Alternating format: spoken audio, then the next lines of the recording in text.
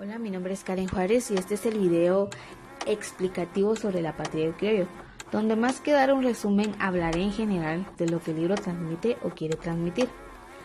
Primero, quiero hablar sobre su autor y me tomé el tiempo de buscar su biografía para poder tener más conocimiento sobre el mismo. Su nombre es Severo Martínez Peláez. Nació en Quetzaltenango el 16 de febrero de 1925. Fue un escritor e historiador guatemalteco. Su obra más famosa fue La patria del criollo. Fue más que escribir una obra, pues escribió un ensayo de la época de la conquista, donde Guatemala pasaba por una situación sumamente crítica. Al iniciar el libro nos menciona la crisis del terremoto del 18 de febrero de 1651. Toda la gente estaba sumamente asustada ante la desgracia. Él mismo mencionó al llamado Francisco Antonio Fuentes de Guzmán, un niño que en el futuro escribiría sobre la tragedia sucedida por el terremoto que azotó la ciudad de Guatemala en ese año. Pero la importancia de este niño llamado Francisco Antonio es que era un heredero de la conquista, tenía algunas tierras a su poder. Su abuela no le permitía hablar con los indios del lugar, pues en esa época el racismo era más que notorio, de esa forma se referían a los guatemaltecos. Por lo tanto, los españoles eran superiores porque su país era uno de los más desarrollados. Contaban con conquistadores, los cuales se premiaban por sus actos, y también podemos tomar en cuenta que tenían muchísimas riquezas. Los indios, como se les llamaba en el libro, aceptaban legalmente la esclavitud.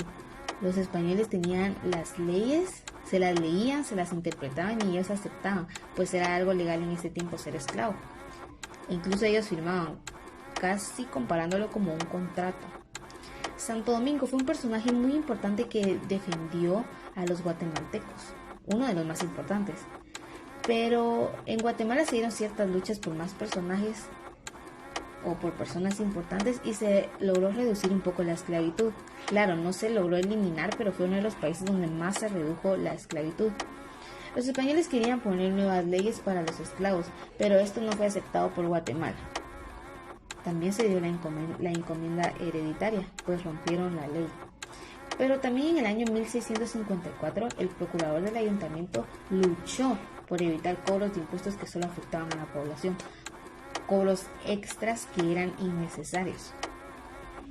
Pero en esta obra sobresale el pensamiento marxista y se dan levantamientos sociales.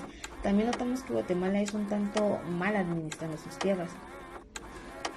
Pero bueno, hemos hablado bastante sobre cómo los españoles utilizaron sus ventajas y tomaron a los guatemaltecos como esclavos, o indios, como respectivamente los denominan en el libro. Después de haber leído la Recordación de Florida, se da una negación por parte de los indios. Claramente la atracción de los españoles hacia los indios era la forma de trabajar que ellos tenían tan duro y por largas horas. Incluso los tomaban como un tanto ingenuos, pero les atraía su forma de trabajo. Las capas medias que se crearon en todo este transcurso histórico lograron llevar a la colonia a su fin. Estas se formaron por los primeros mestizos. Estos nacen después de la conquista. Por lo mismo podemos hablar del mestizaje que se da por violaciones a nuestras mujeres. Y de hecho el matrimonio entre indígenas y españoles no era prohibido.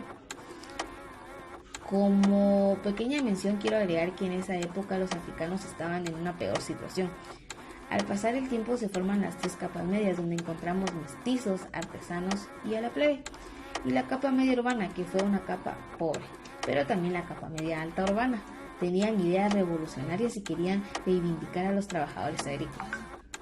La colonia es la formación de la consolidación de una sociedad que no ha sido revolucionaria.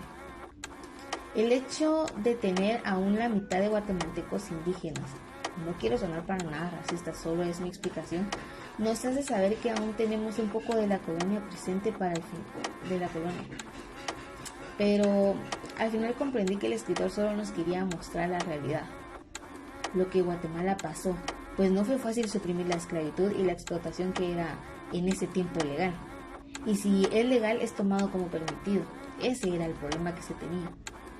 Él quería defender a su clase, me refiero al escritor de este ensayo, y darnos ciertas claves para poder comprender toda esta situación. Pareciera que fue una lucha de un año o dos, pero fueron años y años de historia, también años y años de esclavitud, maltratos y violación para poder lograr llegar hasta donde estamos. Aunque como lo mencionaba anteriormente, aún se da algo de la colonia en estos tiempos, pues aún se abusa del trabajo de los indígenas. Claro, también existen indígenas independientes, pero no todo es malo. Pero me refiero a que aún se explota y se violan a nuestras mujeres indígenas, solo porque son patronos de ellas. He escuchado casos y me hace asociarlo con todo lo que Severo Martínez nos deja en este ensayo, que para su época causó mucho de qué hablar y fue uno de los más leídos. Muchas gracias, espero que el video haya contenido información importante, no es más que mi comprensión muy general de la lectura. Hola,